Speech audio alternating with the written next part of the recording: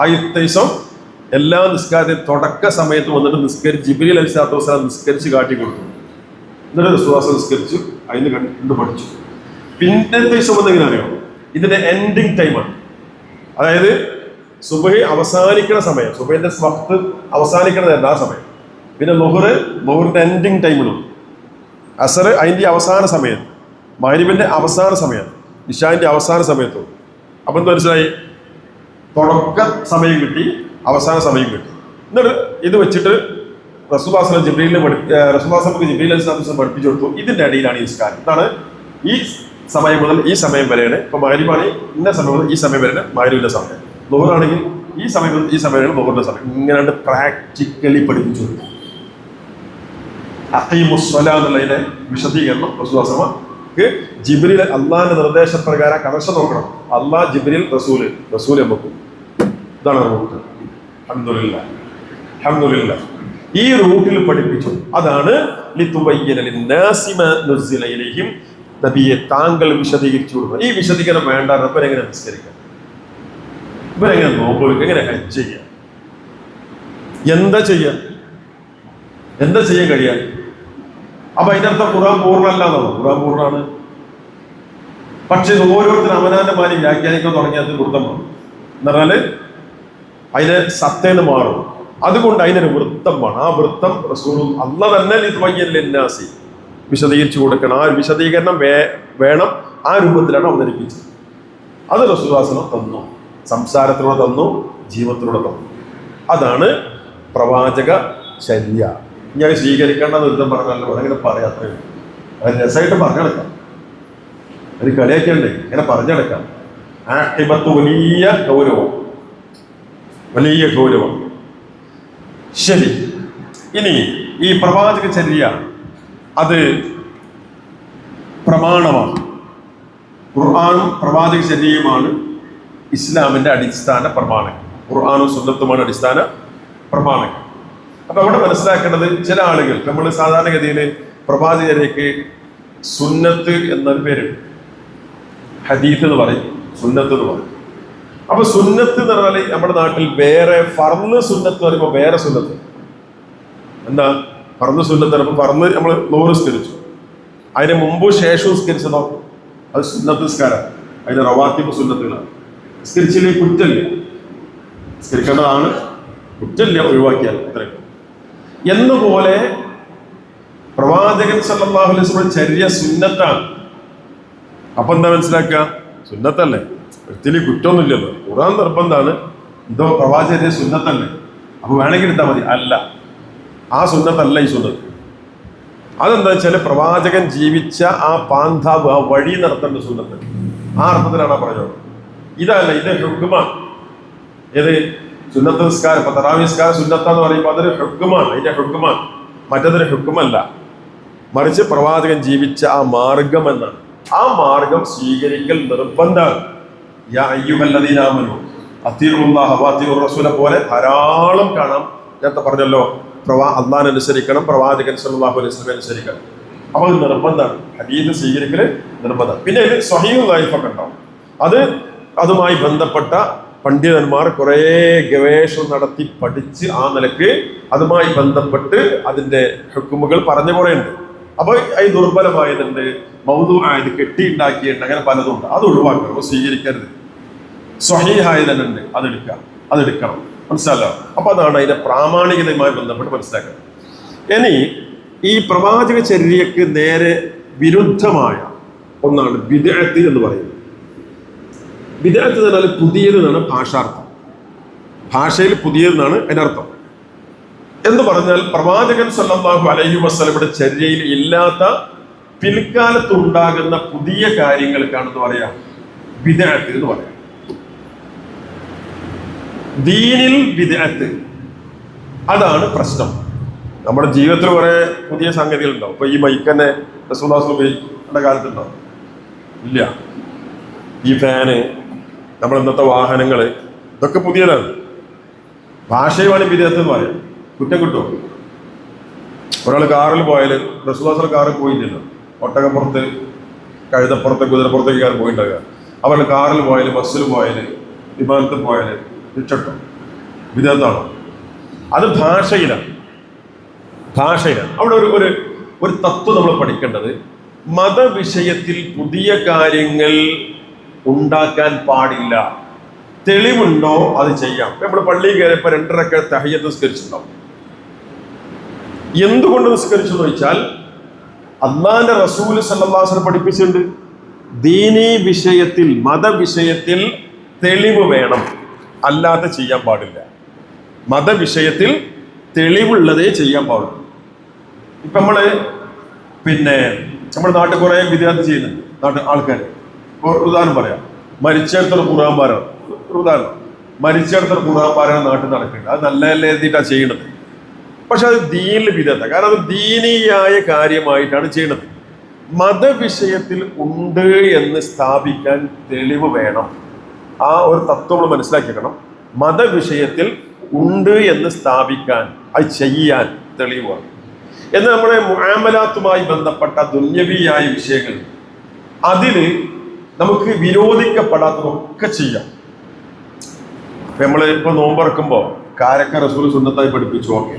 അത് കഴിഞ്ഞിട്ട് ബന്ധീകാരം ഒരു ജ്യൂസ് ചിലപ്പോൾ കുടിക്കാൻ സാധ്യതയുണ്ട് അല്ലേ? എന്ത് ജ്യൂസ് ആയിക്കാരം?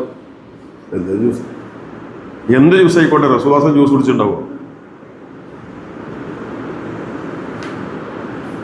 ഒരാൾ മാംഗോ ജ്യൂസ് ഉണ്ടാക്കി. അപ്പോൾ മാംഗോ അങ്ങനെ വരുന്ന സമയമാണല്ലോ. അള്ളാഹിന്റെ റസൂൽ ഒരാൾ നോമ്പറക്കാത്ത കാരക്കുന്നുണ്ട്, ഇങ്ങനെ ജ്യൂസ് കുടിക്കുന്നത് കൈ പിടിച്ചിട്ടുണ്ട്. അള്ളാഹ് ഇതിപ്പോൾ അള്ളാഹിന്റെ റസൂൽ പിടിച്ചിട്ടുണ്ടോ? ഇതിങ്ങനെ പിടിച്ചെന്നാല് അവിടെ പിടിച്ചിക്ക. അത് നമ്മൾ ദുന്യവിയായ മുആമലാത്തുമായി ബന്ധപ്പെട്ട വിഷയമാണ്. വിരോധിക്കപ്പെട്ട പാനീയമാകരുത്, ബാക്കിയൊക്കെ കുടിക്കാം. വിരോധിക്കപ്പെട്ടതിൽ ജ്യൂസ് വരുമോ? കുടിക്കാൻ പറ്റൂല. ലഹരി ഉണ്ടാക്കുക അങ്ങനെ തുടങ്ങി ഉണ്ടല്ലോ.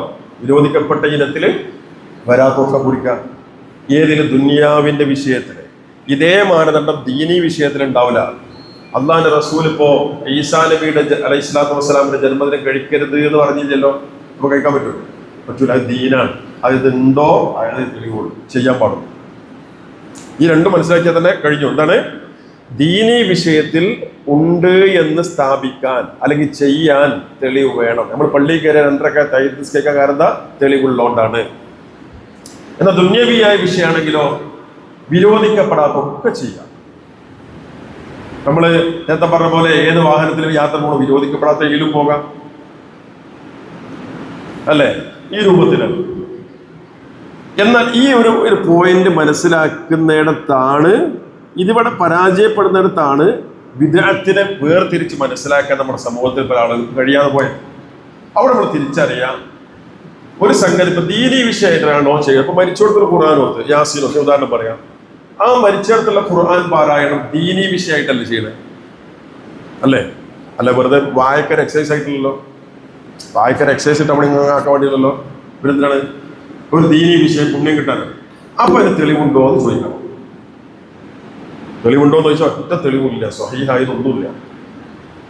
ഇഖ്റഉ അലാ മൗതാക്കും സൂറത്ത് യാസീൻ ഒന്ന് ദുർബലമാണ്, 2 തന്നെ മരിച്ചോരല്ല മരണാസന്നമായവർന്നാണ്. അതിന് ലൈഫാണ് അതിന്റെ കഥ. നബിദിനാഘോഷം നാട്ടിൽ നടക്കുന്നത് ഞാൻ ഉദാഹരണം പറഞ്ഞു പോയി, ശരിക്കുന്ന സ്ഥലമല്ലോ. നബിദിനാഘോഷം നമ്മൾ എന്താ ചെയ്യാത്തതെന്ന് വെച്ചാൽ റസൂലുള്ളാഹിയുടെ സ്നേഹമില്ലാത്തതുകൊണ്ടാണോ? അല്ല. റസൂലുള്ളാഹി സ്വല്ലല്ലാഹു അലൈഹി വസല്ലമയെ സ്നേഹിക്കൽ ദീനീ വിഷയമല്ലേ? ആണ്. നമ്മൾ സ്നേഹിക്കണം. അവിടുത്തെ മേൽ സ്വലാത്ത് ചൊല്ലൽ ദീനീ വിഷയമല്ലേ? അല്ലേ? ആണ്. നമ്മൾ ചൊല്ലണം. അവിടുത്തെ ജന്മദിനം ആഘോഷിക്കുക എന്ന് പറഞ്ഞ സംഗതി, ആഘോഷിക്കുക എന്നുള്ള സംഗതി ദീനീ വിഷയമായിട്ടല്ലേ ചെയ്യണത്? അവിടുത്തെ സ്നേഹിക്കാൻ തെളിവുണ്ട്, അതുകൊണ്ട് നമ്മൾ സ്നേഹിക്കുന്നു. അവിടുത്തെ മേൽ സ്വലാത്ത് ചൊല്ലാൻ ഖുർആനും ഹദീസിലൊക്കെ തെളിവുണ്ട്, അതുകൊണ്ട് നമ്മൾ ചൊല്ലുന്നു. ഈ നമ്മൾ എന്തുകൊണ്ട് അവിടുത്തെ ജന്മദിനം ആഘോഷിക്കുന്നില്ല എന്ന് ചോദിച്ചാൽ റസൂലുള്ളാഹിയുടെ ജന്മദിനം ആഘോഷിക്കാൻ ഒരു അസ്ലും ഇല്ല. ഇതാണ് അതിന്റെ വേർതിരിവ്. അപ്പൊ പിന്നെ നല്ലതല്ലേ? പിന്നെ ആ ചോദ്യത്തിനൊന്നും പ്രസക്തിയില്ല. ഈസാ നബിയുടെ ജന്മദിനം അതൊന്നും നല്ലതല്ലേ? അബൂബക്കർ സിദ്ദീഖിന്റെ ജന്മദിനം എന്താ നല്ലതല്ലേ എന്ന് ചോദിച്ചാൽ എത്ര ഈ നല്ലതല്ലുള്ള വാതിൽ തുറന്നാൽ എന്തും കൂടി കയറി വരും. ഇതിനെ വിദ്യാർത്ഥിയുടെ സാധനം ഇവിടെ ഉണ്ടാവില്ല. അതുകൊണ്ടാണ് ഇമാം മാലിക് റഹ്മത്തുള്ളാഹി പറഞ്ഞത്, പിന്നെ മൻ ഇബ്തദഅ ഫിൽ ഇസ്ലാമി ബിദ്അതൻ യറാഹാ ഹസനതൻ ഫഖദ് സഅമ അന്ന മുഹമ്മദൻ സ്വല്ലല്ലാഹു അലൈഹി വസല്ലം ഖാന റിസാല. ആരെങ്കിലും നല്ലതല്ലേ എന്ന് വിചാരിച്ചുകൊണ്ട് ഇസ്ലാമിൽ പുതിയൊരു കാര്യം ഉണ്ടാക്കിയാൽ അവൻ വാദിക്കുന്നത് എന്താണ്? അള്ളാന്റെ റസൂൽ സല്ലല്ലാഹു അലൈഹി വസല്ലമയെ അള്ളാഹു ഏൽപ്പിച്ച ഉത്തരവാദിത്തം, ദൗത്യം, ഡ്യൂട്ടി അതാ പ്രവാചകൻ സല്ലല്ലാഹു അലൈഹി വസല്ലം നിർവഹിച്ചിട്ടില്ല എന്നാണ്. കാരണം അള്ളാഹ് പറയുന്നുണ്ട്, അൽ യൗമ അക്മൽതു ലക്കും ദീനക്കും, നിങ്ങൾക്ക് നിങ്ങളുടെ ദീൻ ഞാൻ പൂർത്തിയാക്കി തന്നിരിക്കുന്നു അള്ളാഹ് പറഞ്ഞിട്ടുണ്ട്. ഫമാ ലം യകുൻ യൗമഇദിൻ ദീന ലാ യകൂനുൽ യൗമ ദീന. അതുകൊണ്ട് അന്ന് ദീനല്ലാത്ത ഇന്ന് ദീനാവില്ല. ഇതാണ് എന്റെ മാനദണ്ഡം. അന്ന് ദീനാണോ ഇന്നും ദീനാണ്. അപ്പൊ പ്രവാചകൻ സല്ലല്ലാഹു അലൈഹി വസല്ലമയുടെ ചര്യയിൽ അന്നുണ്ടോ? ഇന്നുണ്ട്, ദീനാണ്. പറഞ്ഞല്ലോ, റസൂലുള്ളാഹി സ്വല്ലല്ലാഹു അലൈഹി വസല്ലം സ്നേഹിക്കൽ അന്ന് ദീനാണ്. അവിടുന്ന് പഠിപ്പിച്ചിട്ടുണ്ട്, പ്രവാചകൻ സല്ലല്ലാഹു അലൈഹി വസല്ലമയെ സ്നേഹിക്കാത്ത മനുഷ്യൻ വിശ്വാസിയല്ല എന്ന്. സ്വലാത്ത് അവിടുന്ന് പഠിപ്പിച്ചിട്ടുണ്ട്. ഒരു വട്ടം അവിടുത്തെ മേൽ സ്വലാത്ത് ചൊല്ലിയാൽ അതുകൊണ്ട് 10 പ്രതിഫലമുണ്ടെന്ന് പ്രവാചകൻ സല്ലല്ലാഹു അലൈഹി വസല്ലം പഠിപ്പിച്ചിട്ടുണ്ട്. അത് ദീനാണ്, പഠിപ്പിച്ചിട്ടുണ്ട്.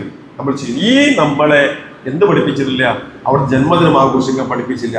അപ്പൊ ഒരു ദീനായി ഇങ്ങനൊരു സംഗതി ചെയ്താൽ അതെന്തായി?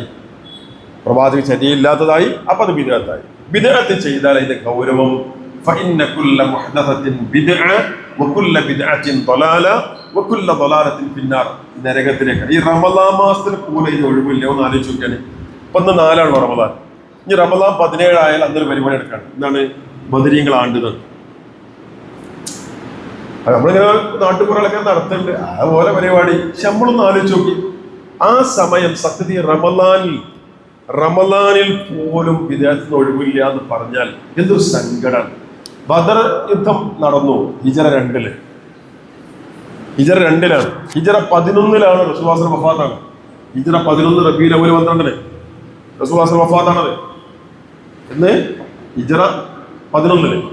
അപ്പൊ ആ 2-ല് യുദ്ധം കഴിഞ്ഞിട്ട് ഇത്രയും ദീർഘമായ കൊല്ലം റസൂലുള്ളാഹി ജീവിച്ചു. ഒരു കൊല്ലത്തെ ആ കൊല്ലക്ക് എന്തുണ്ട്? റമളാനുണ്ട്, റമളാൻ 17 ഉണ്ട്.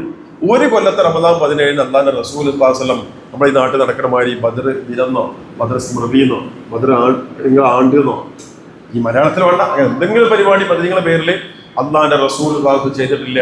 ദീനാണെങ്കിൽ വിട്ടുപോകുമോ? ദീനാണെങ്കിൽ റസൂൽ വിട്ടുപോകുമോ?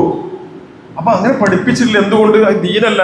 പിന്നെ റമളാൻ 17-ന് 16-നും 18-നും ഇല്ലാത്തൊരു മഹത്വം ഉണ്ട് എന്നുള്ള നിലക്ക് ഒരു പത്തിരി കൊണ്ടുപോയി കൊടുത്താൽ സിമ്പിളായി പറയാം. അത് ഇറച്ചി വിതരണം ചെയ്താൽ ഒക്കെ ബിദ്അത്താണ്. ബിദ്അത്ത് ചെയ്ത മനുഷ്യന് നരകത്തിന് സ്ഥാനം. നമ്മൾ വിചാരിക്കും എന്നാലും ഇപ്പൊ റമളാൻ മാസമല്ല, അതുകൊണ്ടൊന്നും അവിടെ കാര്യമില്ല. ബിദ്അത്ത് അത്രയും ഗൗരവമുള്ളതാണ്. നാളെ പരലോകത്ത് ഹൗദുൽ കൗസറിന് വെള്ളം കുടിക്കാൻ സാധിക്കൂല ബിദ്അത്ത് ചെയ്ത മനുഷ്യൻ. അതിൽ വെള്ളം കിട്ടാത്ത കേസല്ലെന്ന് കരുതണ്ട, അതൊരു അപമാനമാണ്. ബിദ്അത്ത് ചെയ്ത മനുഷ്യന് അപ്പൊ വെള്ളം കിട്ടിയില്ലെങ്കിൽ വെള്ളം കിട്ടാക്കലുള്ളൂ, അവിടെ പോയി കളയാതെ കരുതണ്ട. അതൊരു മനുഷ്യന് ബിദ്അത്ത് ചെയ്ത മനുഷ്യൻ ലഭിക്കുന്ന അപമാനമാണ്. പ്രവാചകൻ സല്ലല്ലാഹു അലൈഹി വസല്ലം പഠിപ്പിച്ച മാർഗം, അവിടുത്തെ ചര്യ വിട്ട് കളഞ്ഞ് പകരം ബിദ്അത്ത് കൊണ്ടുവന്നവന്, അത് ചെയ്തവന്, അനുവർത്തിച്ചവനുള്ള വലിയൊരു അപമാനമാണ് ആ ഹൗദുൽ കൗസറിലേക്ക് നാട്ടപ്പെടുന്നത്. അല്ലാഹുവിന്റെ റസൂല് സല്ലല്ലാഹു അലൈഹി വസല്ലം ആട്ടിയോടിക്കും. ഗൗരവമുള്ള വിഷയമാണ്. എനിക്കു ശേഷം ഞാൻ പഠിപ്പിച്ച മതത്തിൽ മാറ്റമുണ്ടാക്കിയ ആളുകൾ അവർക്ക് വിദൂരം അകന്നു പോകട്ടെ അവർ എന്ന് പറഞ്ഞ് അല്ലാഹുവിന്റെ റസൂൽ സല്ലല്ലാഹു അലൈഹി വസല്ലം ബിദ്അത്ത് ചെയ്ത മനുഷ്യന്മാരെ ആട്ടിയോടിക്കുമെന്ന് അവിടുന്ന് പറഞ്ഞു. അപ്പൊ നമ്മൾ മനസ്സിലാക്കുക, ഈ നല്ലതല്ലേ എന്ന് കരുതിയാണ്ട് ആ വാതിൽ തുറന്നിട്ട് ഉണ്ടാക്കാൻ പാടില്ല. അങ്ങനെ ഒരു വാതിൽ തുറന്നാൽ നല്ലതല്ലേ എന്നുള്ള നിലയ്ക്ക് ഇസ്ലാമിൽ പുതിയത് ഉണ്ടാക്കുകയാണെങ്കിൽ ആ നല്ലതൊക്കെ പഠിപ്പിക്കാനാണ് അല്ലാഹുവിന്റെ റസൂൽ സല്ലല്ലാഹു അലൈഹി വസല്ലം ഇങ്ങോട്ട് വന്നത്. ഇതിനെന്തിനാണ് വിശ്വാസം വന്നത്? ഇത് പഠിപ്പിച്ചില്ലെങ്കിൽ. അതാണ് വിഷയം. അപ്പൊ ചില സംശയം വരും, നമ്മ പള്ളി ഇങ്ങനത്തെ പള്ളി അല്ലാഹുവിന്റെ റസൂലിന്റെ കാലത്ത് സല്ലല്ലാഹു അലൈഹി വസല്ലം അല്ലേ, ഇങ്ങനത്തെ പിന്നെ ഈ കോൺക്രീറ്റിന്റെ സ്ലാബും ഈ ബീമും ഈ പില്ലറൊക്കെ ആയിട്ട് ഇങ്ങനെയുള്ള പള്ളി ഉണ്ടോ? അന്ന് ആകെ എന്താ ഈ കാർപ്പറ്റ് ഉണ്ടോ? ഇങ്ങനത്തെ എത്ര സെറ്റപ്പുള്ള മിമ്പറുണ്ടോ അല്ലേ? ഈ AC ഫാനും സംവിധാനമൊക്കെ ഉണ്ടോ? മൈക്കുണ്ടോ പള്ളിയിൽ അല്ലേ? അപ്പൊ അതൊക്കെ വിധേയത്തല്ലേ, പുതിയതാണ്. ഭാഷയും ഇവിടെ അപ്പുറത്ത് വേറെ പള്ളി ഉണ്ട് വിചാരിച്ചോളൂ. ആ പള്ളി അന്നത്തെ മാതിരി ഓലൻ്റെ പള്ളി, നിലത്ത് മണ്ണ് ഇങ്ങനെയൊക്കെ വിചാരിച്ചോളൂ. മൈക്കില്ല. ആ പള്ളിയിൽ പോയി നിസ്കരിക്കണേക്കാളും കൂടുതൽ എന്തെങ്കിലും കൂലി ഈ കോൺക്രീറ്റ് പള്ളിക്ക് ഉണ്ടെന്ന് വിശ്വസിച്ചിട്ടുണ്ട് നമ്മൾ? ഇല്ല, ഇത് ഭൗതിക സൗകര്യമാണ്. പള്ളി ഉണ്ടാക്കുക എന്നുള്ള അസലുണ്ട്. മൻ ബനാ ലില്ലാഹി മസ്ജിദൻ ബനല്ലാഹു ലഹു ബൈതൻ ഫിൽ ജന്ന. പള്ളി ഉണ്ടാക്കാനുള്ള അസലുണ്ട്. ഇതേപോലെ അസല് ഇപ്പം നോമ്പർപ്പിക്കാൻ അസലുണ്ടല്ലോ. മൻ ഫത്തറ സ്വായിമൻ, ആരെങ്കിലും ഒരാളെ നോമ്പർപ്പിച്ചാൽ ആ നോമ്പ് ഒറ്റ ആളുടെ അതേ കൂലി നോമ്പർപ്പിച്ച ആൾക്കുണ്ട്. റസൂൽ പറഞ്ഞു. അപ്പൊ അസലുണ്ട്, നോമ്പർപ്പിക്കാൻ അസലുണ്ട്. ഞാൻ പത്തിരി കൊടുക്കണോ, ചപ്പാത്തി കൊടുക്കണോ, ജ്യൂസ് കൊടുക്കണോ, നാരങ്ങളും കൊടുക്കണോ, പിന്നെ സമൂസയും പഴംപൊരി ഇതൊക്കെ കൊടുക്കണോ? ഇതൊക്കെ നമ്മൾ ദുന്യവിയായ സൗകര്യമാണ്. അസിലുണ്ട് നോമ്പർപ്പിക്കാന്നുള്ളത്. ഇതേപോലെ റസൂലുള്ളാഹി സ്വല്ലല്ലാഹു അലൈഹി വസല്ലം ജന്മദിനം കഴിക്കാന്നുള്ളതിന് അസുല് ആരൊക്കെങ്കിലും റസൂൽ കൊടുത്തിട്ടുണ്ടെങ്കിൽ നമുക്ക് ബിരിയാണി വെച്ച് കൊടുക്കാം, മന്തി വെച്ച് കൊടുക്കാം. അസുലുണ്ടോ? ഇതാണ് വിഷയം. പോയിന്റ് മനസ്സിലായല്ലോ? ഇല്ലേ? പോയിന്റ് മനസ്സിലായല്ലേ? അതായത് റസൂലുള്ളാഹി സ്വല്ലല്ലാഹു അലൈഹി വസല്ലം ജന്മദിനം കഴിക്കാൻ ഒരു കാരക്ക വേണ്ട, ഒരു പച്ചവെള്ളം റസൂൽ കൊടുത്തെങ്കിൽ അതൊരു അസലാണ്. അത് വെച്ചിട്ട് നമുക്ക് എന്ത് ചെയ്യാം? ആ പച്ചവെള്ളത്തിൽ നാരങ്ങ പിഴിഞ്ഞിട്ട് പഞ്ചസാര ഇട്ടിട്ട് ഇളക്കിയിട്ട് നാരങ്ങളായി കൊടുക്കാം. അസലുണ്ട്. പള്ളി ഉണ്ടാക്കാൻ അസലുണ്ട്. ഇത് നമ്മളെ ഭൗതിക സൗകര്യം. ഇതുപോലെ റസൂലുള്ളാഹി സ്വല്ലല്ലാഹു അലൈഹി വസല്ലം ജന്മദിനം ആഘോഷിക്കാൻ തെളിവുണ്ടെങ്കിൽ നമുക്ക് എന്ത് ചെയ്യാം? ഈ പറഞ്ഞ ഭൗതിക സംവിധാനം മെച്ചപ്പെടുത്താം. ഏതുപോലെ നോമ്പുറപ്പിക്കണേ കൂലി ഉണ്ടെന്ന് റസൂലുള്ളാഹി സ്വല്ലല്ലാഹു അലൈഹി വസല്ലം പഠിപ്പിച്ചല്ലോ. റസൂലുള്ളാഹി പത്തിരി കൊടുത്തിട്ടോ? റസൂലുള്ളാഹി സ്വല്ലല്ലാഹു അലൈഹി വസല്ലം മാംഗോ ജ്യൂസ് കൊടുത്തിട്ടുണ്ടാവോ? റസൂലുള്ളാഹി സ്വല്ലല്ലാഹു അലൈഹി വസല്ലം സമൂസ കൊടുത്തിട്ടുണ്ടാവോ? ഉന്നക്കായ് കൊടുത്തിട്ടുണ്ടാവോ? നിങ്ങളിവിടെ കോഴിക്കോടുള്ള എന്തൊക്കെ സാധനം ഉണ്ടല്ലോ, അതൊക്കെ കൂടിക്കൊള്ളി. ആ സാധനം കൊടുത്തിട്ടുണ്ടാവോ? ഇല്ലല്ലോ. അസിലുണ്ട്. ഇതേപോലെ അസിലുണ്ടെങ്കിൽ നമുക്ക് എന്ത് ചെയ്യാമായിരുന്നു? നോമ്പ് ഈ തുറപ്പിക്കുന്ന പോലെ നമുക്ക് നബിദിനം കഴിക്കാമായിരുന്നു. പക്ഷെ നോമ്പ് ഉറപ്പിക്കാൻ അസിലുണ്ട്, നബിദിനം കഴിക്കാൻ അസിലില്ല. ഞാൻ ഉദാഹരണം പറയുന്നുണ്ട്. ഈ ഉദാഹരണം ബാക്കി നമുക്ക് വായിച്ചെടുക്കും. ഞാൻ അവസാനിപ്പിക്കുകയാണ്. അപ്പൊ ഈ രീതിയിൽ പ്രവാചകൻ സല്ലല്ലാഹു അലൈഹി വസല്ലം ചര്യയിൽ ഇല്ലാത്തത് ഇനി പുതിയ ഉണ്ടാക്കില്ലേ, പള്ളി പുതിയ ഇല്ലേ, ഈ പള്ളി അങ്ങനെ ഉണ്ടോ, ഈ കാർപ്പറ്റ് അന്നുണ്ടോ എന്ന് ചോദിക്കണ്ട. പള്ളി ഉണ്ടാക്കുക എന്നുള്ള അസലുണ്ട്. റസൂലുള്ളാഹി സ്വല്ലല്ലാഹു അലൈഹി വസല്ലം ജന്മദിനം കഴിക്കുക എന്നുള്ള അസലുണ്ടായാൽ മതി. നമുക്ക് വെച്ചിട്ട് കഴിക്കാമായിരുന്നു. ഒരു കാരക്ക കൊടുത്തതോ ഭക്ഷണം കൊടുത്തുണ്ടെങ്കിൽ നമുക്ക് വെച്ചിട്ട് കഴിക്കാമായിരുന്നു. ഇല്ല എന്ന വസ്തുത നമ്മൾ വളരെ ഗൗരവത്തിൽ മനസ്സിലാക്കണം എന്ന് പ്രത്യേകം ഉണർത്താണ്. ഏതായിരുന്നാലും ഞാൻ അവസാനിപ്പിക്കുന്നു. ഈ രീതിയിൽ വിഷയങ്ങൾ ഗൗരവമായി മനസ്സിലാക്കും. ഒരു സംഘടനാ തർക്കം എന്നുള്ളത് കാണണ്ട. മറിച്ച് ഇതൊക്കെ നമ്മുടെ ബാധ്യതയാണ്. നമ്മുടെ കുടുംബത്തിലും നമ്മുടെ ബന്ധത്തിലും പരിചയത്തിലുള്ള ഈ രൂപത്തിൽ വിദേഹത്ത് ചെയ്ത മനുഷ്യന്മാരുണ്ട്. ഈ മനുഷ്യന്മാർ വിദേഹത്തും ചെയ്യുന്നുണ്ട്. അങ്ങനെ ദീനിയായിട്ട് ഇങ്ങനെ പോവാന്നുള്ള വിചാരം. പക്ഷെ വിദേഹത്ത് ചെയ്ത മനുഷ്യന്മാർ അവിടെ നിന്ന് പിടിക്കും. വലിയ ശിക്ഷയാണ്. അപ്പൊ അത് നമുക്ക് ഒരാൾക്കെങ്കിലും സത്യം എത്തിച്ചു കൊടുക്കാൻ നമുക്ക് കഴിഞ്ഞാൽ വലിയ ഹൈറാണ്. അയാൾ വിദേഹത്ത് ഒഴിവാക്കി അതിന്റെ കൂലി നമുക്കും ഉണ്ടാവും. അയാൾ സുന്നത്തെടുത്ത് വന്നാൽ അള്ളാഹ് അതിന്റെ കൂലി നമുക്കും ഉണ്ടാവും. ഈ കൂടുതൽ ഒന്നുകൂടി പറയട്ടെ, ഇതിന്റെ കൂടെ സുന്നത്തുകൾ ജീവിതത്തിൽ കൊണ്ടുവരാൻ നമ്മൾ ശ്രദ്ധിക്കണം. ഏത് നിർബന്ധമല്ല, അങ്ങനെയുണ്ടല്ലോ, അത് സുന്നത്തല്ലേ. അങ്ങനെ വിടുന്ന കുറെ സംഗതി, ഒരു ചെറിയ ശ്രദ്ധ വെച്ചാൽ കുറേ സംഗതി തിന്മ നമുക്ക് ഒഴിവാക്കാനും നന്മ കൊണ്ടുവരാനും കഴിയും. അങ്ങനെയുള്ള കാര്യങ്ങൾ നമ്മൾ എന്ത് ചെയ്യുക? അതൊക്കെ ജീവിതത്തിൽ കൊണ്ടുവരാൻ ശ്രദ്ധിക്കുക. അല്ലാഹു സുബ്ഹാനഹു വ തആല നമ്മെ അനുഗ്രഹിക്കുമാറാവട്ടെ. ഓർക്കുക, ഏത് സമയത്തും അല്ലാഹു സുബ്ഹാനഹു വ തആലയുടെ വിളി വന്നാൽ തിരിച്ചു പോകേണ്ടവരാണ് നാം എന്ന ബോധം നമുക്കുണ്ടാകണം. അല്ലാഹു തിരിച്ചു വിളിച്ചാൽ യഥാർത്ഥ ഈമാനോടെ, ഇസ്ലാമോടെ, തഖ്വയോടെ മരിച്ചു പോകാനുള്ള ഒരുക്കം നമ്മുടെ ഭാഗത്തുണ്ടാകണം. അല്ലാഹു ദുആ ചെയ്യണം. നമ്മൾ ചെയ്യുന്ന നമ്മുടെ നോമ്പുണ്ട്, നമ്മുടെ നിസ്കാരമുണ്ട്, സ്വതക്കയുണ്ട്, മറ്റ് അമലുകളുണ്ട്, ഒക്കെ അല്ലാഹു തആല ഖബൂലാക്കണം. ആ നിലയ്ക്കുള്ള ബോധത്തോടെയും കബൂലാക്കുമെന്ന പ്രതീക്ഷയോടെയും കബൂലാക്കണമെന്ന പ്രാർത്ഥനയോടെയുമായിരിക്കണം നമ്മൾ പോകേണ്ടത്. അല്ലാഹു സുബ്ഹാനഹു വ തആല നമ്മെ അനുഗ്രഹിക്കുമാറാകട്ടെ.